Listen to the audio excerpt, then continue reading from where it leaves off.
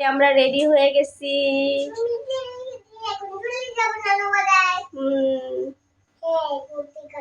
সত্যি কথা। এখন আমরা কোথায় যাব?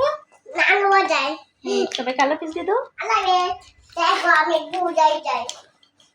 এই যে একটা ব্যাগ রাইখা আমরা বের হয়ে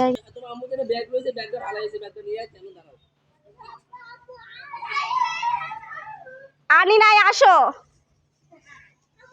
সাজাইতে আসছি, এখন ব্যাগটা আনতে গেছে আপনাদের ভাইয়া। এই যা বের হয়ে গেছি আমরা। আমরা রিক্সাতে উঠে গেছি। তারপর রিক্সা থেকে নেমে আমরা সিএনজিতে উঠে পড়েছি। সিএনজিতে আসার পর এদিকে অনেক বড় একটা পুকুর, না জানি এটা ফিশারি মনে হয় বলে। তো জায়গাটা অনেক বেশি সুন্দর লাগতেছিল আমার। আর গ্রামের পরিবেশ কিন্তু এমনিতেই অনেক বেশি সুন্দর।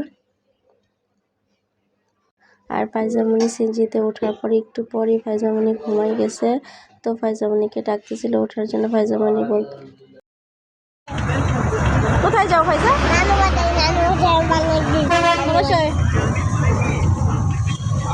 আমরা বাসে উঠে গেছি।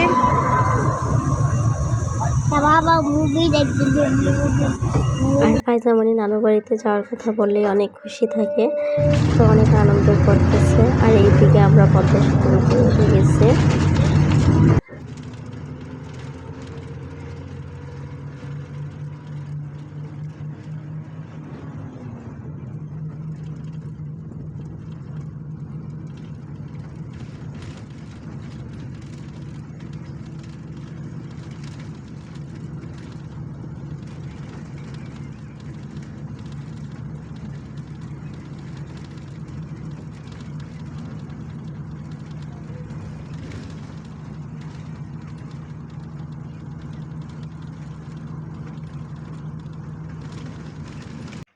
পদ্মার পানিটা অনেক শুকিয়ে গেছে এখন, তো অনেক বেশি সুন্দর লাগতেছিল।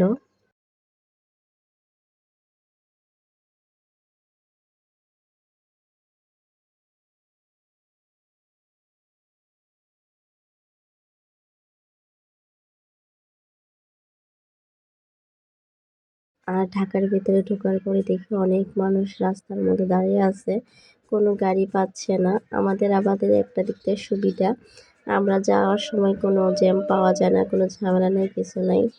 আসার সময় না, কারণ আমাদের রাস্তাটা উল্টা হয়ে যায়, সবাই ঢাকার ভিতরে ঢুকে আর আমরা বের হই। তো এই অবস্থা। আর ফাইজামণি বাবা বলতেছিল গাড়ি থেকে তাড়াতাড়ি নামো, নানু বাসায় যাবো। আর গাড়ি থেকে নামার পর দেখি আকাশটা খুব অন্ধকার হয়ে ঝড় তুফান চলে আসছে। তো সবাই ভালো থাকবেন, সুস্থ থাকবেন, আল্লাহ হাফেজ।